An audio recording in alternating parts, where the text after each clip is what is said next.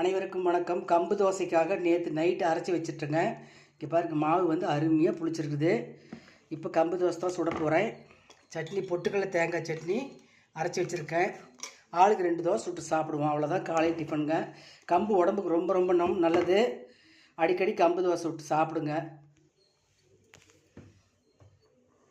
பாருங்கள், முதல் தோசை ஊற்றுறேன். மெல்லிசாவும் ஊற்றி சாப்பிட்லாம், கொஞ்சம் மொத்தமாக ஊற்றி சாப்பிட்லாம். கம்பு தோசைக்கு நல்லாயிருக்கும். மெல்லிசாக ஊற்றுறோம்னா மொறுமொறுன்னு சூப்பராக இருக்கும். நான் ஒரு 1/2 டம்ளர் பச்சரிசி போட்டிருக்கேன். அதனால் கண்டிப்பாக மொறுமொறுன்னு தான் வரும்னு நினைக்கிறேன். பார்க்கலாம்.